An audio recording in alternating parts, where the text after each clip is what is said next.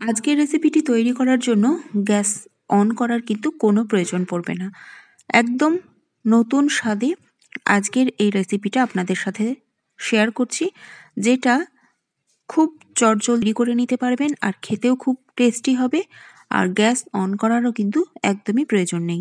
এই চাটনি দিয়ে রুটি পরোটা খেতে কিন্তু অসম্ভব ভালো লাগে। আজকে চলুন শেয়ার করি এই রকম একটি সহজ চাটনির রেসিপি, যেটা ঘরে থাকা উপকরণ দিয়ে খুব টেস্টিভাবে তৈরি হবে। তার জন্য আমি এখানে 200 গ্রাম পরিমাণে ধনেপাতা নিয়েছি। ধনেপাতাটার শেকড়টা বাদ দিয়ে ডাঁটি সহই ধনেপাতাটা ধুয়ে নিয়েছি। এবার এটা পেস্ট করে নেব।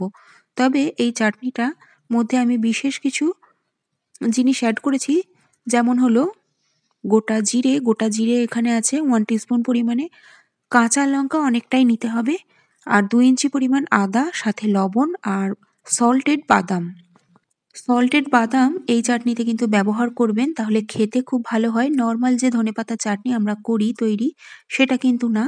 আর 50 গ্রাম নিয়েছি খোসা শুদ্ধই ছোলা ভাজা। চাইলে ছোলার খোসা ছাড়াও আপনারা ছোলা কিন্তু ব্যবহার করতে পারেন।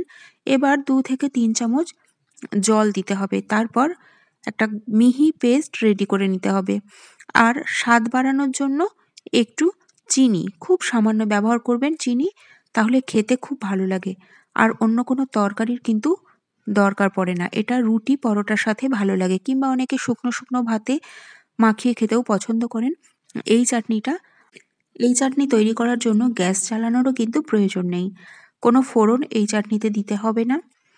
এবার চাটনিটা রেডি হয়ে গেলে একটা পাত্রে নিয়ে নিচ্ছি। তবে আরও কিছু উপকরণ সব শেষে মেশাতে হবে। সমস্ত চাটনিটা একটা পাত্রে নিয়ে এবার এর মধ্যে মেশাতে হবে পাতিলেবুর রস। একটা মাঝারি সাইজের পাতিলেবু বীজটা ফেলে দিয়ে সেই রসটা এতে কিন্তু মেশাবেন। আর এই লেবুর বদলে চাইলে আপনারা তেঁতুলের কাতও ব্যবহার করতে পারেন। সেক্ষেত্রে ফ্লেভারটা আলাদা হবে, মানে লেবু দিলে ফ্লেভার একরকম আসবে, আর পাকা তেঁতুলের কাত যদি দেন তাহলে তার ফ্লেভার আর এক রকম আসবে। আমি এই চাটনিটা লেবু দিয়েই করি, তবে খুব বেশি না, 200 গ্রাম ধনেপাতার জন্য একটা মাঝারি সাইজের পাতিলেবু। এবার এর মধ্যে মেশাতে হবে একটু কাঁচা সর্ষের তেল, 1 চামচ কিংবা 2 চামচ, যেমন পরিমাণ আপনাদের ইচ্ছা, তবে কাঁচা সর্ষের তেল কিছুটা মেশাতে হবে। আর আমি এখানে 2 চামচ কাঁচা সর্ষের তেল মেশাচ্ছি একটা চামচের সাহায্যে। সবকিছু ভালো করে মিশিয়ে এবার এটা একটা কৌটোর মধ্যে ফ্রিজে 15 দিনের জন্য স্টোর করতে পারেন।